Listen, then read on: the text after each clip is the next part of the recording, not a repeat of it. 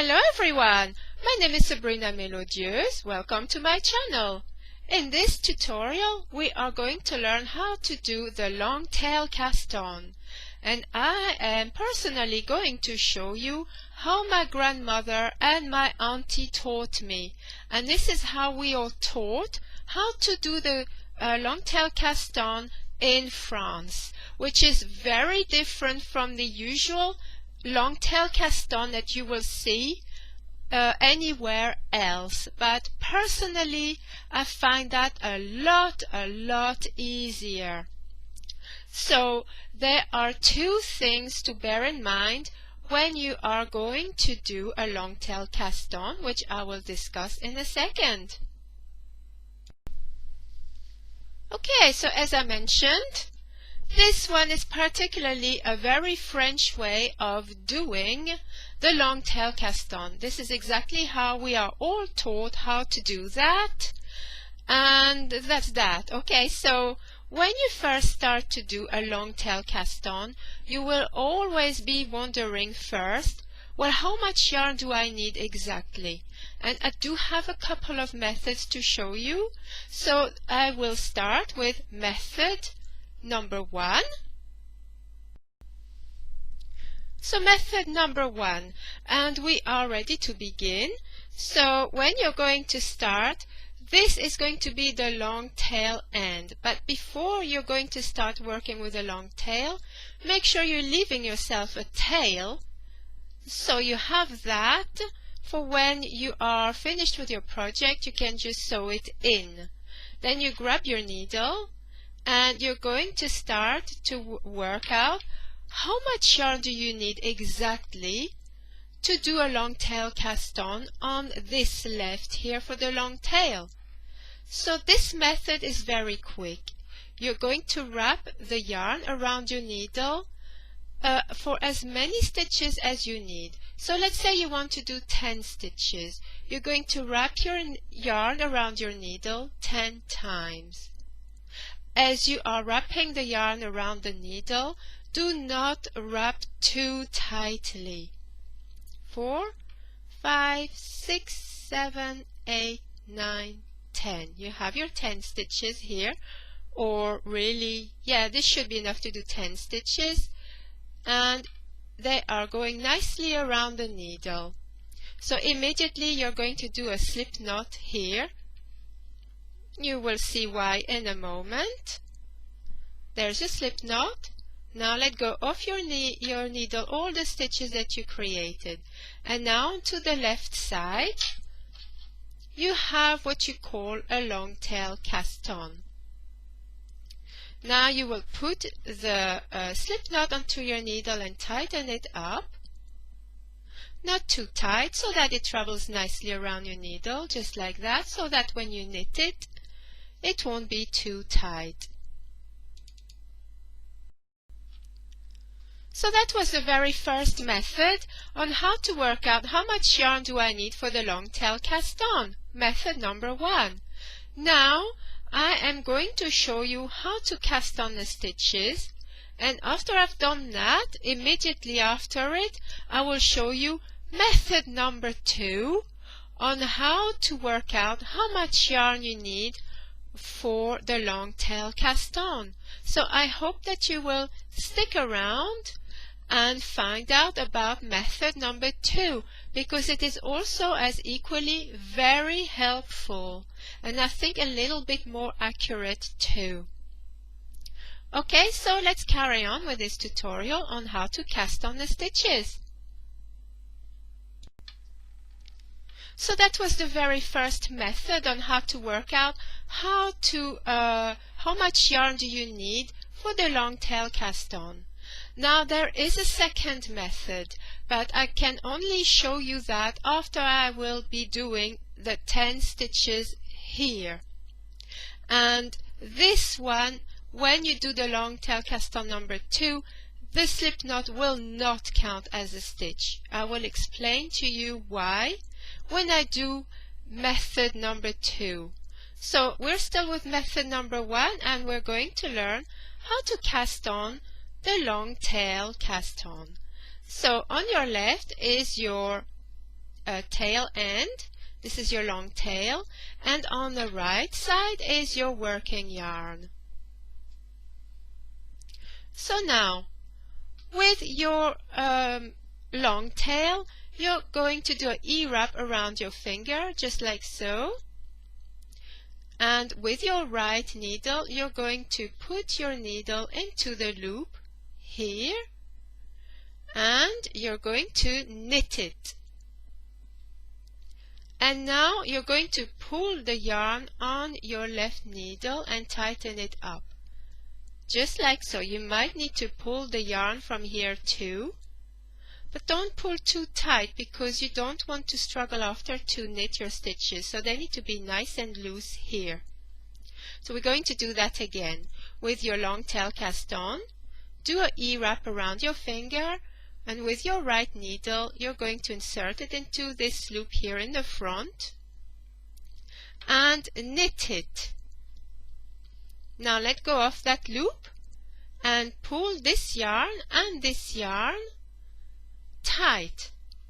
And you see, here we now have 3 stitches.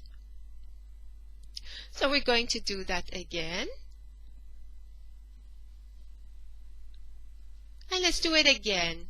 E-wrap the yarn around your finger, and with your right needle you're going to insert it into this loop and knit it. And let go of the yarn and pull tighter, but not too tight. Always remember, this has to go nicely. And so far we have 1, 2, 3, 4, 5. So I'm going to go until we have 10 stitches.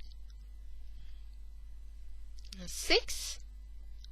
So E-wrap the yarn around your finger, and with your needle put it into this loop and knit it. And let the yarn go and pull. It's that simple. It honestly is, I think, the quickest method, and you know, it's just so much easier. So 1, 2, 3, 4, 5, 6, 7, 8, 9, 10. Okay, we now have our 10 stitches on the needle.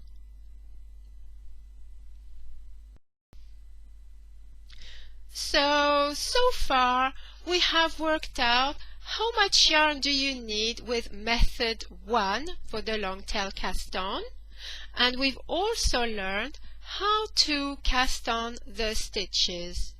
Now we need to look into method number 2 on how to work out how much yarn do you need for the long tail cast on.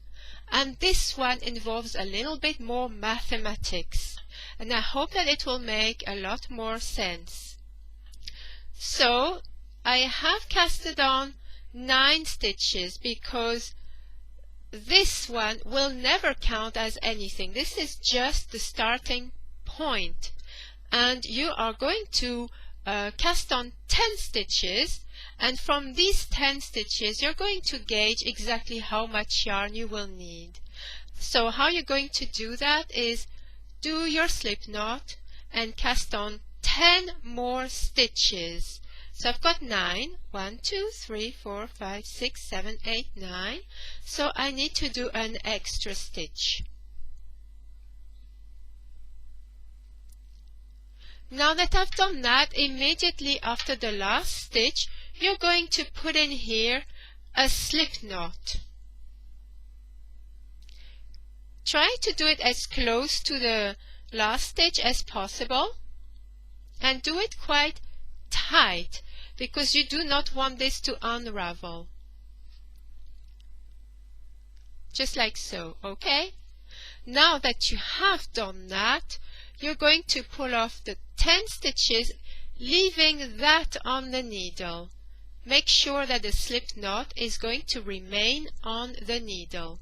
But you need to slip off all these stitches and leave that on the needle. Now there's another step. Do not unravel this particular slip knot that you've created. So hold on to it, just like so. And now unravel the stitches with the working yarn. Unravel those. And now you have a length of yarn. And this is what you need for 10 stitches. So if you need to do 50 stitches, you will have to multiply that length by 5. And it is that simple. It just means a little bit more mathematics.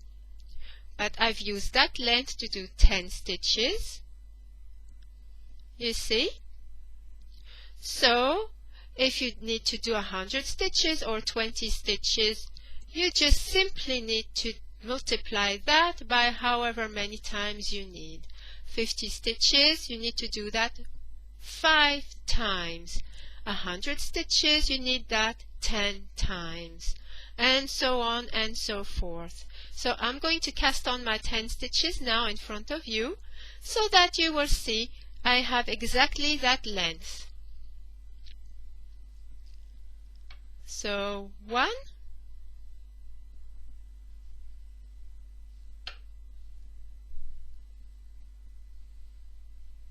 2, 3, 4, 5, 6, 7,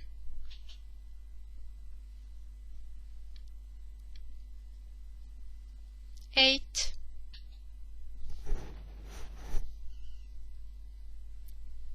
'I'm struggling because normally I don't have that, and I'm trying to keep it on for you guys so you can see. 8,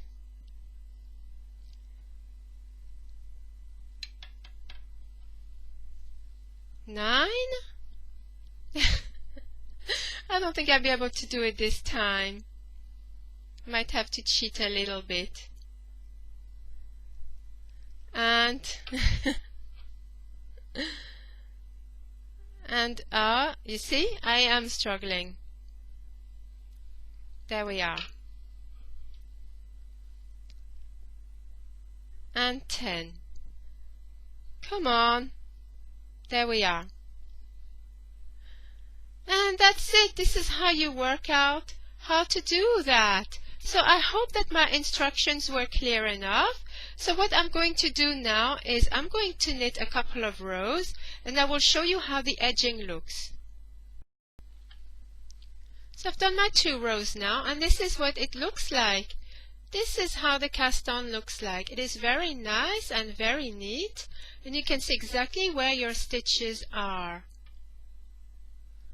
There we are.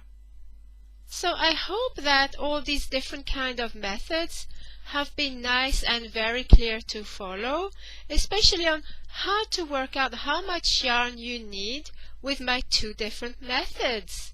If you want to learn a particular different kind of cast on, let me know in the comment section below, or alternatively you will find my email address in the description box. So feel free to approach me however you want and request any kind of cast on method. I will be more than happy to do a tutorial for you. So thank you everyone for watching, and until the next time, happy knitting and crochet!